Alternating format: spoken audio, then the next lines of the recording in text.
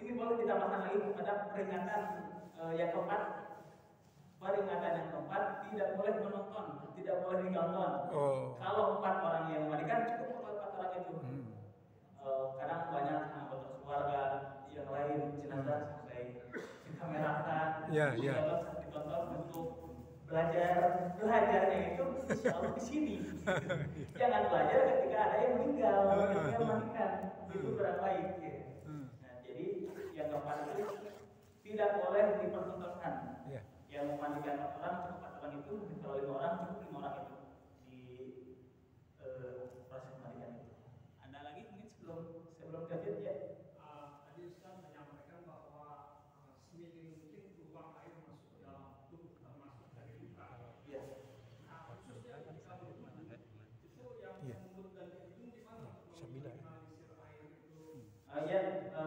Seperti yang tadi saya bahas, untuk meminimalisir yang masuk ke mulut dan hidung, cukup disekat saja dengan tangan,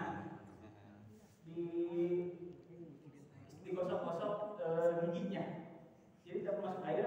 Untuk hidung sendiri, ya bagian luarnya kita lap-lap basuh sedikit menggunakan tangan. Artinya tangan kita basuh lalu kita gosok. Iya seperti itu. Iya seperti itu. Baik.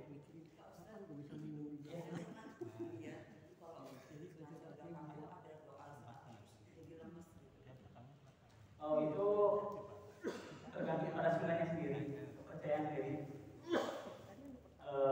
Kalau saya sendiri tidak, karena saya percaya pada ilmu medis sendiri, itu sulit sebetulnya untuk yang kaku dilemaskan kembali. Jadi kembali lagi kepada prinsip tidak perlu memaksakan, tidak perlu menzalimi jenazah. Kalau susah diangkat, tidak perlu diangkat. Kita untuk proses mengeluarkan kotoran hidungnya, tidurkan saja. Kalau sulit sudah kaku, tidurkan saja perlahan. Kalau sulit untuk disampingkan saat membasuh muka ketika wudhu, tidak perlu, cukup dilap saja menggunakan tangan seperti itu. Jadi semuanya itu kembali pada prinsip, menurut saya prinsip logika yang pertama, yang kedua prinsip tidak boleh menzalimi jenazah. Ustaz mau tanya mengenai tempat. Sebenarnya tempat yang dipersiapkan untuk memandikan jenazah itu seperti apa? Memang harus di tempat terbuka, ataukah memang tidak boleh, misalnya kamar mandinya cukup luas, memang tidak boleh di kamar mandi, atau seperti apa? Untuk di kamar mandi itu bukannya tidak boleh, tapi untuk memandikan jenazah kayaknya tidak ada sempitnya, tidak ada tempat yang memadai, kecuali rumahnya besar dan WC-nya besar, itu boleh saja kalau memadai.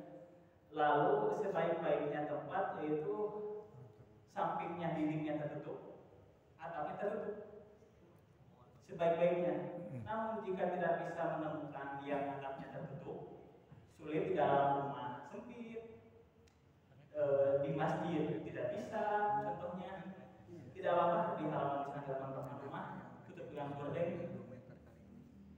Yang penting samping-sampingnya tertutup, tidak apa-apa, atasnya tidak ada tutup, seperti itu.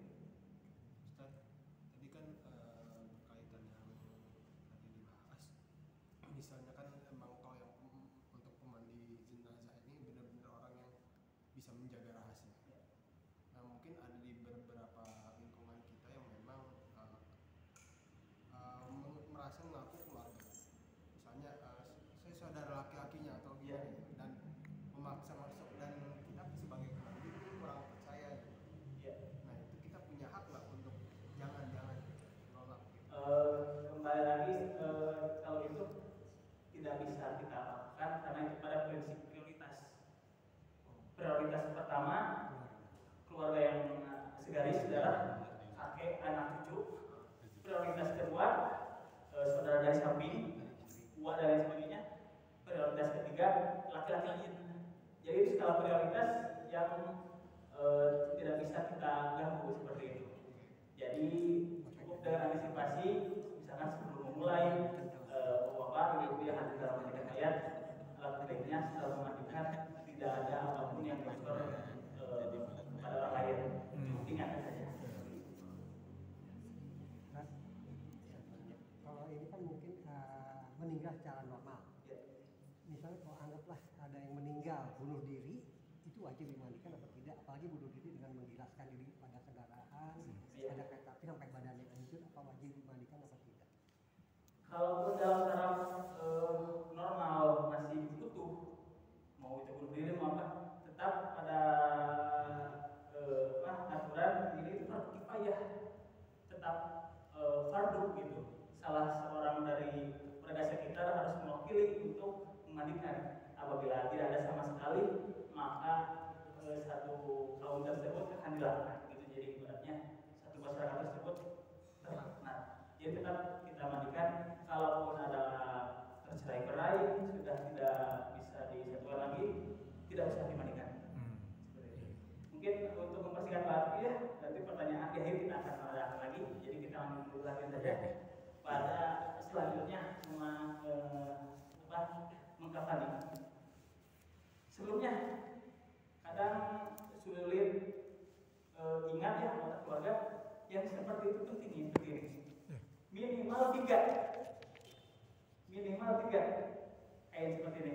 Nah tadi kan yang pertama untuk memandikan nih sudah basah. Kita setelah diaduk seperti biasa, pelan-pelan secara merata. Setelah diaduk kita ganti